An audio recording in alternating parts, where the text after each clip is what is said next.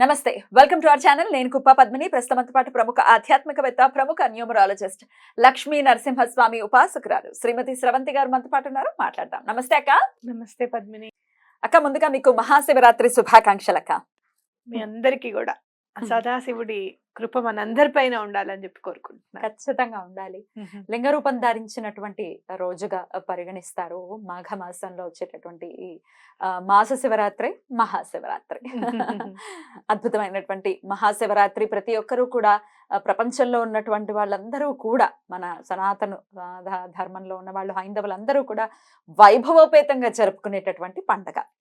అయితే పండుగ జరుపుకోవటంలో ఆబ్వియస్ గా చాలా చాలా దాన్ని ఆస్వాదిస్తూ జరుపుకుంటూ ఉంటాము. తెలుసు మనకి ఎలా చేసుకోవాలో. అయినప్పటికీ ఎలా అసలు శివుడితో కనెక్ట్ అవ్వటం అంటే ఎట్లా కనెక్ట్ అవ్వాలి, అసలు ఆయనతో కనెక్ట్ అయిన తర్వాత ఇంకా డిస్కనెక్ట్ అయ్యే సీనే ఉండదు అనేది ఎన్నో సార్లు ఎంతో మంది ద్వారా మనకు తెలుస్తూనే ఉంటుంది. తండ్రితో కనెక్షన్ అలానే ఉంటుంది. ఇందుకే ఎలా కనెక్ట్ అవ్వాలి శివుడితో? మనం ఎప్పుడు కూడా రూల్స్ ని మనం అతిక్రమించకుండా పాటిస్తూ ఉంటే కనుక భగవంతుడి విషయంలో కూడా మనకి మంచి జరుగుతుంది అని చెప్పాలి. ఆయనకి దగ్గరగా వెళ్ళాలి అంటే గనక మనం ఏం చేయాలి అని అంటే, ఒక 7 laws ఉన్నాయన్నమాట. ఓకే, సూత్రాలు, 7 సూత్రాలు ఉన్నాయి. శివుడి దగ్గరికి మనం చక్కగా ఆయనకి ఇష్టమయ్యేటట్టుగా ఉండాలి అని అంటే గనక అదేంటంటే, ఫస్ట్ సత్యం. సత్యం అనే మాటని అస్సలు వదలకూడదు అన్నమాట. ఎప్పుడు కూడా నిజం చెప్పడానికి, నిజం మాట్లాడడానికి అనేది మనం అంటే రెడీగా ఉండాలి. ఎలాంటి నిజమై అనేది ఉండాలి. అవతల వాళ్ళు ఎదుగుతూ ఉంటే కూడా, అవునండి పాపం వాళ్ళు కష్టపడి పనిచేస్తున్నారు, వాళ్ళు ఎదుగుతున్నారు, నిజమే, వాళ్ళు చెప్పిన దాంట్లో ఏముందా అని చెప్పేది ఒకసారి తర్కించి చూసుకోవాలి. మనకు తెలిసిందే నిజం అనుకోవడం పొరపాటు. వాళ్ళకి వాళ్ళు ఎవరైనా చెప్తున్నారు మనకి, ఇది చెయ్యండి, ఇది బాగుంటుంది అని అంటే, ఓహో అలాగా, ఇది తింటే బాగుంటుందా, ఇది మనకు మంచి చేకూరుస్తుందా, ఇది చదివితే మంచి చేకూరుస్తుందా, ఆహా అలాగా అని చెప్పి దాన్ని ఎలా మనం చదివి అర్థం చేసుకున్నాము అనేది తర్కించి చూసుకోవాలన్నమాట. సత్యం అనేది మనసులో ఎప్పుడు కూడా తిష్ట వేసుకొని కూర్చోవాలి. కాబట్టి అది ఒక సూత్రం. రెండోది ఏంటంటే నాలెడ్జ్, జ్ఞానం. జ్ఞానం అనేది, ఎలాంటి జ్ఞానం అనేది ఉండాలి మనకి అని అంటే, ఎప్పుడు కూడా అవతల వాళ్ళలో ప్రతి జీవరాశిలోను, క్రిమికీటకాదులన్నిటిలోనూ కూడా భగవంతుడిని చూడగలిగేంత జ్ఞానాన్ని మనకి ఇవ్వమని చెప్పి అడగాలి స్వామి. ఆ జ్ఞానము ఇవ్వాలి అని అంటే మనకు ఒక అర్హత ఉండాలి. ఆ అర్హత అనేది సత్యం అంటే ఆ అర్హత మనకి వస్తుందన్నమాట. సత్య మార్గంలో కనుక మనం ఉంటే జ్ఞానాన్ని మనం తీసుకోవడానికి అర్హులం అవుతాం అన్నమాట. కాబట్టి ఎలాంటి జ్ఞానం ఉండాలి, ఇక్కడ కూడా చూడు, అవతల వాళ్ళ జ్ఞానాన్ని చూసి, అవతల వాళ్ళ ఎదుగుదలను చూసి ఈర్ష్యపడకుండా ఉన్నటువంటి జ్ఞానం కావాలి స్వామి అని అడగాలి.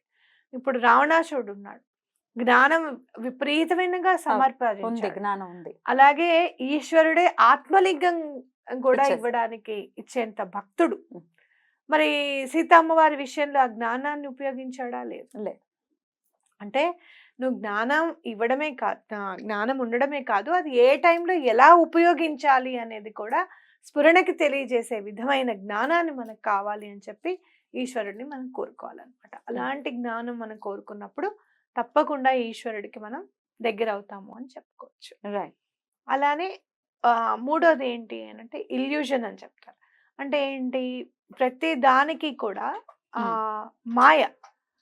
మనకి ఈ ప్రాపంచిక కోరికలన్నిటినీ గనక మనం కోరుకుంటూ, ప్రాపంచిక కోరికల్లో తీరింది కదా అని చెప్పి మనం దానిలోనే ఉంటే ఇంకా మనం అందులోనే ఉండిపోతాం అన్నమాట. ఇప్పుడు ఫర్ సపోజ్ నిన్న కోరిక తీరింది పద్మిని, దాంట్లోనే ఆనందాన్ని వెతుక్కోకూడదు. ఆ కోరిక తీరినందుకు అసలు ఆ కోరిక తీరడానికి అవకాశాన్ని కల్పించింది ఎవరు? పరమాత్ముడు. ఎలా మనని ఆ కోరిక తీరడానికి మనకి ఎలాంటి కరుణ చూపించాడు ఆయన, ఎలాంటి దయ అమ్మవారు చూపించింది, ఇవన్నీ తర్కించుకుంటూ వెళ్ళిపోతూ ఉంటే భగవంతుడికి దగ్గర అవుతూ ఉంటాం అన్నమాట. ఇప్పుడు ఆ కోరిక తీరిపోయింది కదా అని మొక్కు తీర్చడం కూడా మర్చిపోతాం మనం ఒక్కొక్కసారి. మనకి సత్యదేవుని కథలో ఇదే కదా వస్తుంది, మర్చిపోయారు అని చెప్పి ఎన్నో రోజులు వెయిట్ చేసి ఆయన లాస్ట్కి ఇంకా ఆయన కోపం వచ్చింది నేను అనుకోను, ప్రకృతికే ప్రకోపం చూపించింది వాళ్ళ మీద. వాళ్ళు సముద్రంలోనే గల్లంత అయిపోయారని కదా వాళ్ళు వింటారు. అంటే ఇంకెప్పుడు తీరుస్తాడని చెప్పి పంచభూతాలకే కోపం వచ్చింది, కానీ భగవంతుడికి కోపం వచ్చిందని నేను అనుకోను. అయితే అలా ఎప్పుడు కూడా ఏదైనా చేసినప్పుడు, మొక్కినప్పుడు మనం దాన్ని ఎప్పటికప్పుడు వెంటనే తీర్చేసుకుంటూ వెళ్ళాలన్నమాట. అంటే ఈ ప్రాపంచిక కోరికల్లో పడిపోయి ఎవరో దీనికి కారణభూతులు అని చెప్పి మనం మర్చిపోవడం అనేది తగ్గదు అని చెప్తున్నారు ఈ లాస్ లో. మళ్ళీ 4వ దానికి చెప్తాను నేను. అలాగే ఇక్కడ ఏం చెప్తున్నారంటే ఆనందానికి అతీతంగా ఉండాలి అని చెప్తున్నారు. ఎప్పుడు కూడా ఆనందాన్ని ఆ ఎదుటి వారిలో వెతుక్కుంటూ ఉండాలంట మనం. అంటే ఎదుటి వాళ్ళు ఎవరైనా బాగా పైకి వచ్చారబ్బా, వాళ్ళు ఎంత బాగా పైకి వచ్చారు, వాళ్ళు ఎంత కష్టపడ్డారు, వాళ్ళు ఎలా కష్టపడి ఉంటారు అని చెప్పి. అందుకే మనని మహాత్ముల జీవిత చరిత్రలు, అవధూతల జీవిత చరిత్రలు చదువుకోమని చెప్పేది అందుకే. వాళ్ళు ఎలా ఉంటున్నారు, వాళ్ళు ఎలాంటి డ్రెస్ వేసుకున్నారు, వాళ్ళు ఉమ్మేస్తున్నారా, ఉమ్ము మీద పడుతుందా, ఇవన్నీ మనకు అనవసరం. ఏ సమాధులకు అసలు మొక్కాలి? ఎలా ఎలా ఎలా మనము అంత ఇప్పుడు టోపియమ్మ గురించే మాట్లాడుకుంటే ఎలా ఆవిడ రోజు ఆ గిరి ప్రదక్షిణ చేస్తున్నారు, నిజంగానే మతిస్థిమితం లేదు. రోజు ఎందుకు కానీ చేస్తారు? రోజు గిరి ప్రదక్షిణ చేసి ఎంత పుణ్యాన్ని మూట కట్టుకుంటున్నారు కదా, ఆ. దానిలో మనం హ్యాపీనెస్ వెతకాలన్నమాట. అలాంటి ఆనందాన్ని మనకి కావాలి. మనకున్న ఆనందం మనకి మన పిల్లలు పెద్దగా అయ్యారో, లేకపోతే యూనివర్సిటీలో సీట్ వచ్చిందో, ఇలాంటి ఆనందంలో మనం ఉండిపోకూడదు అనమాట. ఎప్పుడు కూడా ఎదుటివారు ఎంత ఉన్నతమైన స్థానాన్ని ఎత్తుక్కున్నారు.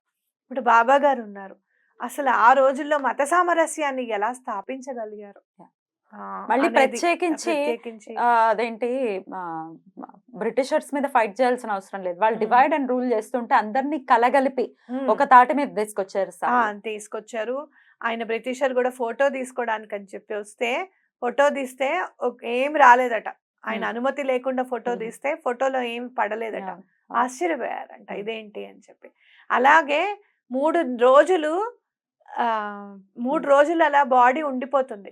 ఆయన నేను ఆధ్యాత్మిక సాధనలో ఒకళ్ళని కలవడానికి వెళ్తున్నానని చెప్పి వెళ్తారు. తర్వాత నాకు ఒకళ్ళు ఏం చెప్పారంటే అదే టైంలో రామకృష్ణ పరమహంస గారు దేహాన్ని త్యజించారు. ఆయనని కొన్ని రోజులు ఉండమని అడిగారట అమ్మవారు. ఇంకా లేదు నేను ఉండలేను, నేను వచ్చేస్తానమ్మా అని చెప్పారట రామకృష్ణ పరమహంస గారు. అప్పుడు బాబా గారు వెళ్ళి ఆయన చెయ్యాల్సిన పనులు ఇంకా ఏవేవైతే మిగిలిపోయి ఉన్నాయో అవన్నీ కూడా ఆయన అక్కడ మాట తీసుకుని వచ్చారట. అంటే 3 రోజులు దేహాన్ని వదిలేసి ఏ అవధూత ఉన్నారు మనకి భూమి మీద? అది ఒక్క షిరిడి సాయిబాబా గారికే చెల్లిందనమాట. అంటే ఎవరు చేయగలరు? ఎవరు చేయలేరు. ఎవరైనా అవనివ్వండి, మీరు అంటున్నట్టుగా పక్కీరే అనుకోనివ్వండి. అది అయితే ఎప్పుడు కూడా అలాంటి వాటి మీద, అలాంటివి తెలుసుకునే జిజ్ఞాస మీద ఉండాలి మన ఆనందం అనేది అని చెప్పి ఇక్కడ చెప్తున్నారు అనమాట. అంటే మనం ఎప్పుడు కూడా ఈ ప్రాపంచిక కోరికలను అన్ని